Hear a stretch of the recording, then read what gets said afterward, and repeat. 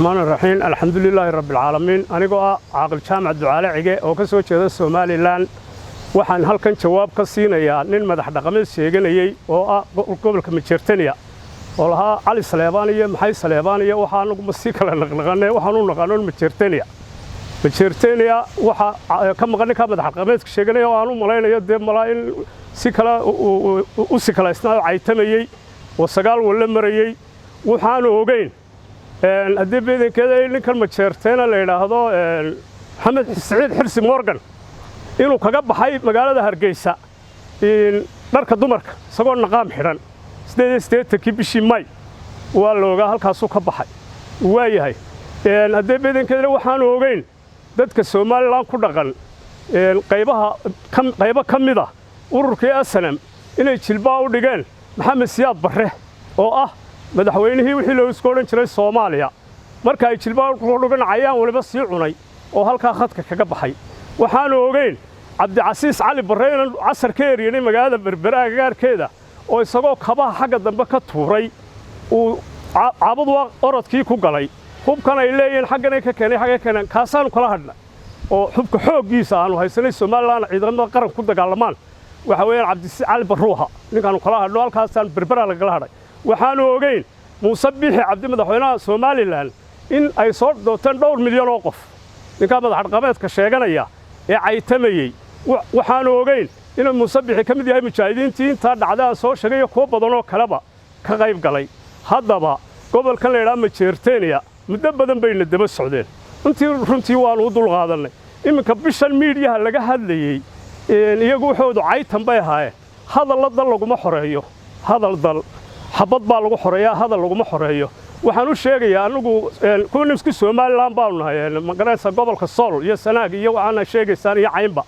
laakiin nimanka aanu doonayna waa Majeerteeniya dhulkii Soomaaliya la isku oran jiray waxaan ogeyn ama aanu sheegayna hadaan ogeyn in la bililqaystay ila raas Kamboni ila raas Alcasayr laba magaalo mooyaane oo ay tahay Garowe iyo Boosaaso oo ay saarantay jiingadii Talyaanigu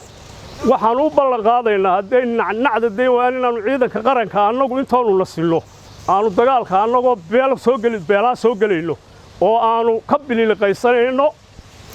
jiingadaha Talyaanigu u saaray macnaheedu Boosaaso iyo Garowe ee wali saaran way cilmo dagaal isma arag ciidamada qaranka in badan baa iskaga hortimaadeen jiida hore oo meelo badan waa ogtiin mid walba kabalaan baa kaga cararteen maantana buunbuunintaas waxba idin tarimaysaa xabad baa la isku muquuninayaa waxaan idin sheegayaa ninkaas in badan buu galgashay uu caytamayay boqorka daarood buu wuxuu gaaray boqorka dir oo magaalooyinkii uu tagay wuxuu yiri ugu dhaarta Muuse Biixi harti inay yihiin dhulbahante adeeryadoon lagu dhaaranaga boog waa nimo dhulbahanta laakiin waxaan ku sheegayaa ninkaaga madax dhaqameedka sheeganaya koofiyada loo soo galiyay iyo cumaamadow madax dhaqameed ma tihid madax dhaqameedku wax wanaagsan bay ka hadlaan waxay ka hadlaan wax magaranaysa umadiisu soo jiidaya laakiin waxaan oran karaa in biyo kullu cabay baad hay sababtoo ah hadalladaadaan ka dareen 10 jeer baad caytantay oo Muuse Biixi cayday oo boqorka cayday waxaan ku sheegaynaa inaanu dirnahay oo kuwa leeyahay dhartay inaanu dhamaan ognayn yihiin niman hartay daarooda anagu dir baanahay dirna uma baahnin anagu ma dir baa nala socday uu lagu riday xabadda markii aanu ka dagaalamayna gobolada Hargeysa iyo Berbera iyo Burco iyo meel kasta anaga dirna lama socon dawladna maanu hayn dawladii Siyaad Barre iyadoo cirka iyo badda iyo dhulkaba ka dagaalantaade ragii cunay baa meesha jooga oo hadaa saaway dhinteen may dhiman waanu nool waanu badanay ma garatay boqorkaana waxba horanin umana baahnin anagu nimanka dirleena waxaan leeyahay si sugay idinku anaga isu kaayaga iyo daarood dhamaantii ma ogaadeenkooda Israaci waxaan oo dhan Israaci hadee beedankeeda leeyahay marka aanu labada magaalo gacanta ku dhigno de baryaweyn baa loo bixiyay nimanka qolada media u bixisaan u baryaweyn oo maadeen maxad baa si caytabin baaye laakiin waxaan u sheegayaa de ina marya xagga dambe ka taayir doontaan wadadu koof ninkaaga koofada Cali Salaamaani wax sheeganayay media ka hadlayay caayayay madaxweynaha Soomaaliland iyo madax dhaqameedka uu ka mid yahay boqorka guud ee beelaha dir waxaan ku sheegaynaa anagu boqoradana ma ayno salaadiintana ma ayno cuqaashana ma ayno mana barorano kolba masarbaada iska marinaysid maxaan ku dhahdaa ilmo waan ku arkayay nacad fadaysan baadahay haddii waxaan kaloo ku sheegayaa ilaahu ayama hayga wada yeersiina waxaad sheegtay ina 120 tiknika soo gelisan beeshiilo laascaanood waxaad haddana sheegtay inaanay dawladda Puntland ku jirin marka dawladda Puntland waa tee Azerbaijan waa isbirtaqaana baa leeyahay inagoo isqaranayna ciidankiinu ciidan qaranba maaha waa beelo waa ciise musaw gala sacad musaw gala habar yoonisay gala ciidan gala u gala ayaanba qaar baa meel gala oo ciidanka soo urursanay noocaasay u badan yihiin